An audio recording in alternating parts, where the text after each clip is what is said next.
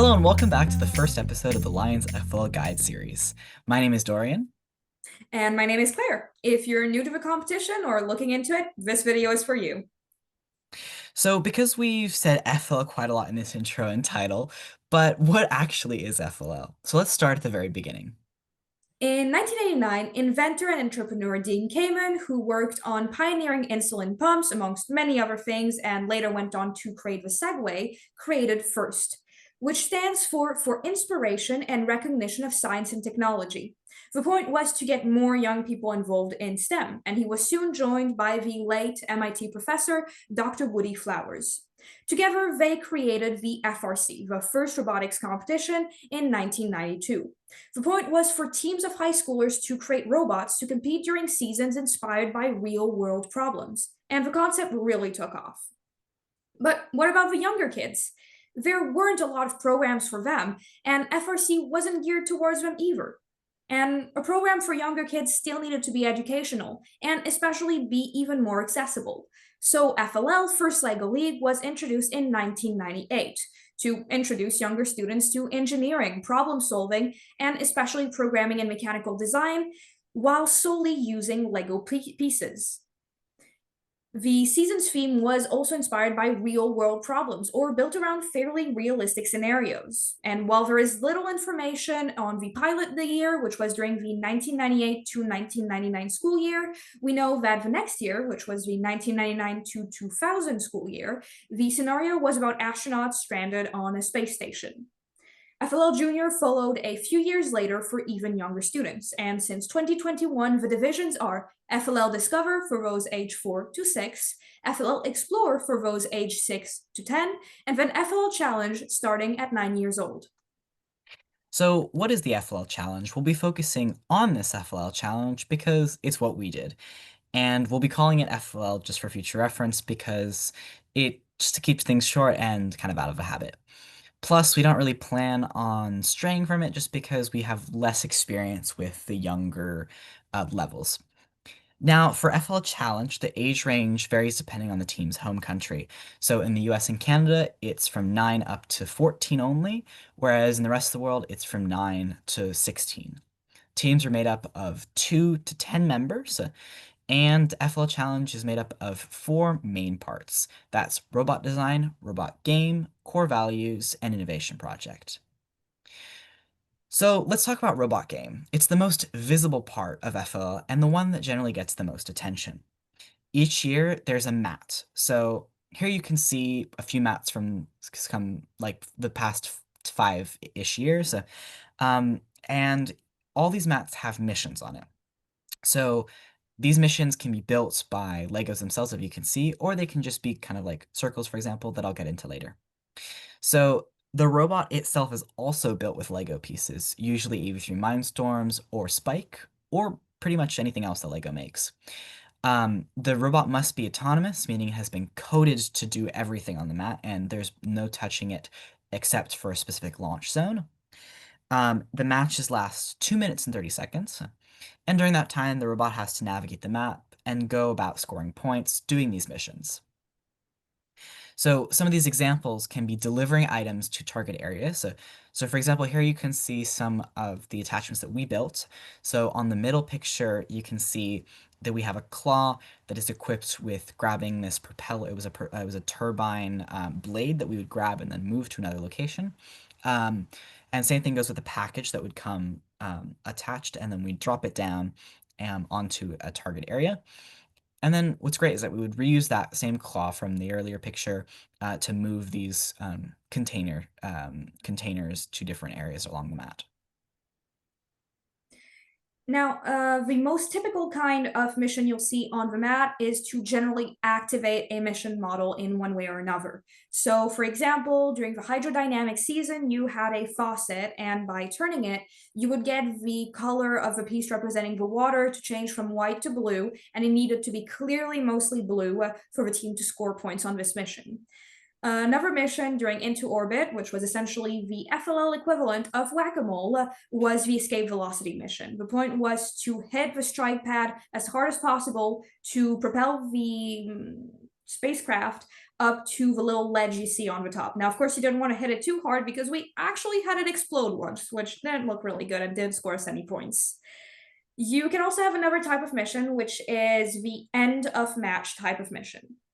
So another type of mission that you're going to see sometimes is the end of match mission. So for example, during Animal Allies, you had the gecko wall, and the point was for a team's robot to finish the mat by hanging off of that wall and not touching the mat with any point of the robot.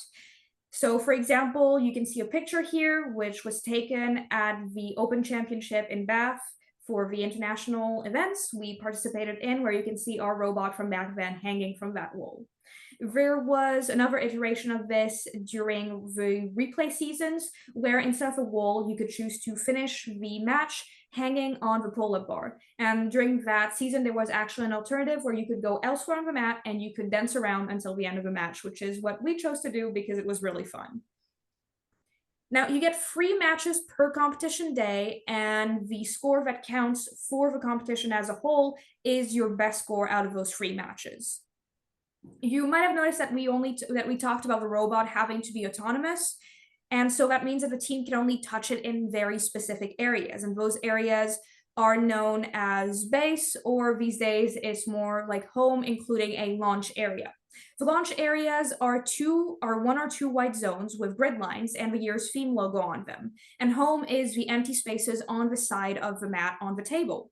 Now, that has gone through different phases. Back when we started, base was a square launch area, then it became semicircular, and there was just one back then. But then one home was added on the left, and now, as you can see, there are 2 sets of launch areas and home. And then there's the judging session, which gathers the other 3 sections. The first one being the innovation project. Every year, the team must identify a problem within the theme. So, for example, during the season that just ended at the time of recording, Submerge, the prompt was, this season, your challenge is to dive into a problem faced by people who explore the oceans. And then they must find an innovative solution to this problem that can be solved. Solutions don't always have to be big, fancy, tech-filled things, but they have to be kind of innovative. For example, during our first season, Animal Allies, the problem we identified is that mosquitoes were not only annoying to deal with, but actually the deadliest animal to humans due to the diseases they carry, such as Zika, West Nile virus, and a host of others. Our solution, therefore, was to create an educational kit so you could raise dragonflies, which are the natural predators of mosquitoes and are endangered. These kits would have included dragonfly eggs and a guide and a few supplies to help you kind of raise the dragonflies in the proper environments to grow, and they could have been distributed to schools as a class project as well. To learn more about the problem they have identified, students should try to get feedback on their solutions and contacting experts. So this led to amazing encounters, including talking to 3 astronauts, a French, an American, and a Russian astronaut. And even though a project often isn't given the most attention in the teaser or in the release video, it is still a full quarter of your score at the competition, so I really encourage you to take it seriously. On top of that, it allows you to develop your research skills and discover the process that goes into creating something. For example, you can't neglect the cost of a solution, or in certain cases, you want to find the lightest option, or maybe you want to think about the design that is the easiest to use. So perhaps we'll make a video going more in depth on some of these important things to take into account during your project. But for now, we are going to move on to the robot design part of judging. And if you're wondering why we chose that order, we are following the order in the judging session guidelines, which you should definitely check out when you are rehearsing to go to competitions. But more on that some of the time when we talk about preparing for competition days. The robot design is sometimes called robot design and programming, or RDS, robot design executive summary, and it goes hand in hand with a robot game. In this section, you get to present the robot that you are using during matches, and so that includes the mechanical design of your robot. For example, we had built a gearbox so that we could maximize the amount of motor outputs because we could only use 2 medium motors on our robot. but we actually had a total of 8 outputs thanks to that gearbox. Now, we couldn't access 2 of those outputs, so we decided to use them as a neutral, or you could also call it the park position for a gearbox. And that was one of the key mechanical things that we presented during the robot design part. Essentially, this is the time to show the cool things that you built with the Lego pieces and explain how they work. And then you have to explain how you programmed it. So without that, your robot would just kind of like sit on the table and it'd be sad and not do anything. So for most of our competition years, we only used Lego Mindstorm's EV3 software. So this is actually the old version that you're seeing on the slide here. But you can use, quote, any software programming language to do this. Why I really like this is because by the end of our years when kind of they opened it up to other programming languages, we'd really worked out the kinks of and the bugs that we understood with this language, and it was great for doing parallel tasks. So um, let's kind of like delve in quickly to this code here just to give you an idea of what programming works is like for these robots. So on the left is kind of a diagram of code for to follow this line you can see. And what's great is that in these older mats, there used to be these lines that would be kind of white and black lines on the map. And what's great is that you could use what's called a color sensor, and actually we use it in light mode to tell how much light was reflecting back on us, um, to tell if what we're looking at is black or white based off of what we had calibrated on the mat that day. So basically, we were able to go straight and kind of go really, really quickly between them in what's called a PID algorithm, a PID line following algorithm. So this kind of shows how we're following this line and then with one color sensor on the right and then the left color sensor on to the other side is kind of checking in red, for example, for that first line, it's seeing, okay, we've detected a line. In blue, it's the same thing, we've detected another line, and yellow, finally, we detected once again another line.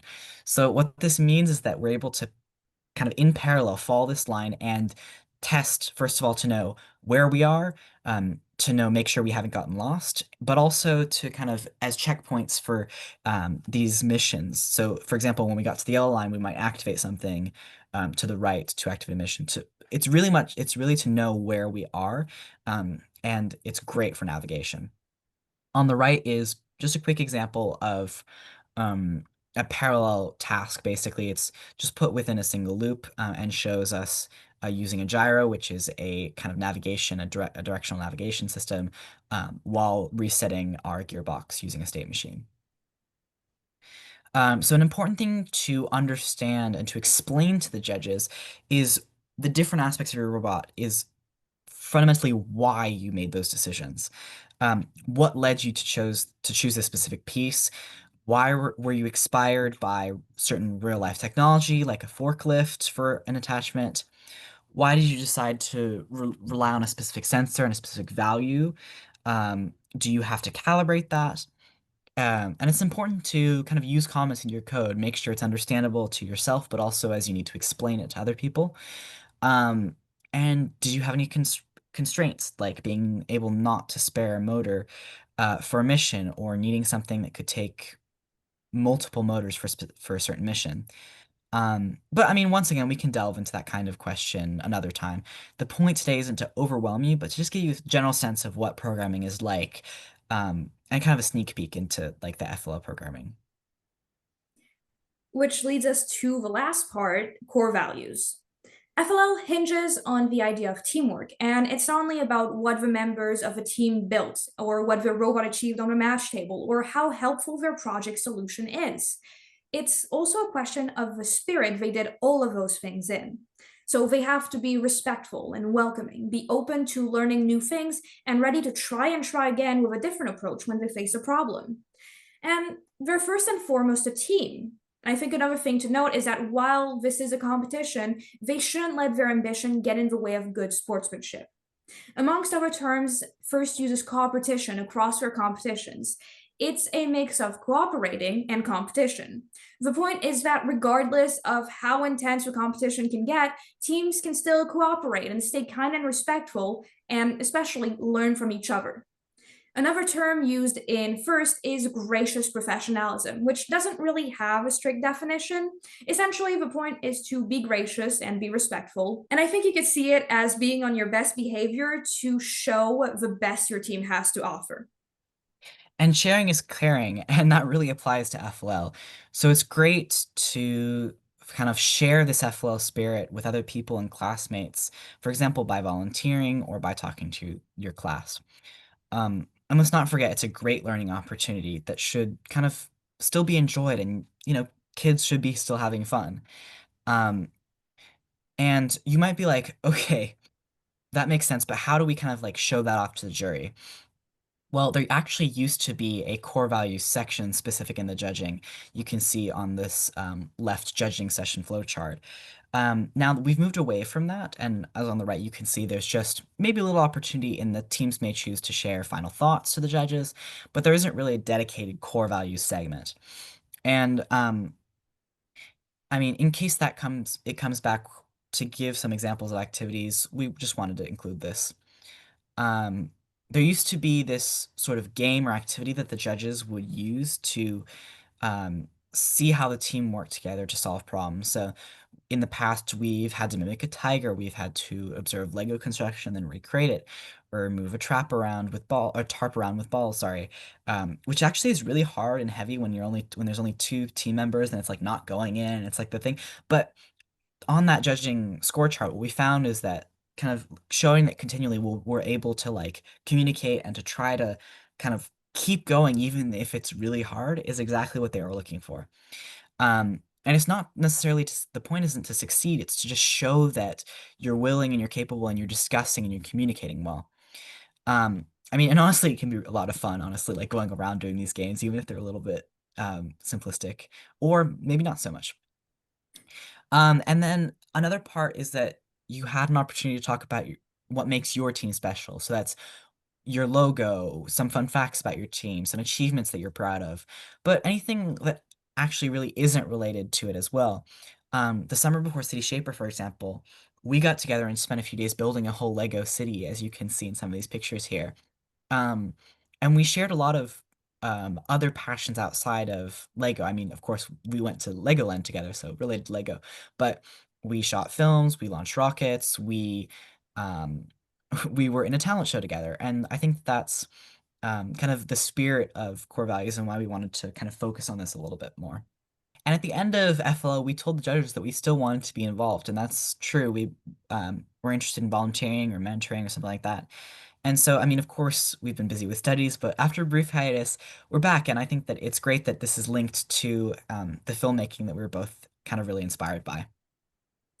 Now, at the time of recording, after the submerged season, it looks like there is no dedicated time to talk about all those things. And honestly, we are curious to see how teams get to showcase fun things that don't necessarily fit into the other presentations, but are essential part of the way they approach FLL or of their identity as a team.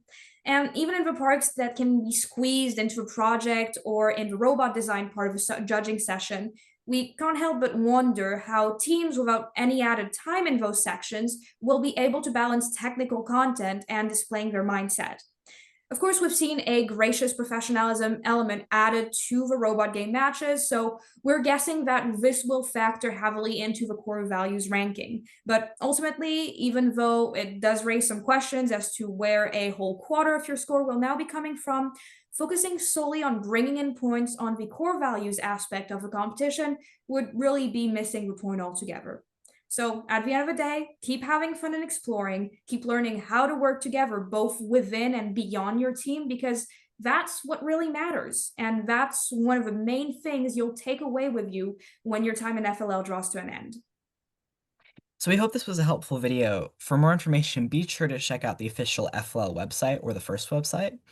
And if you're just starting out, then stay tuned for the next episode in which we'll cover kind of the basics to starting a team, and how to get into that participation of FLL and the essential equipment you'll need to actually start your team. Thank you so much and have a great day.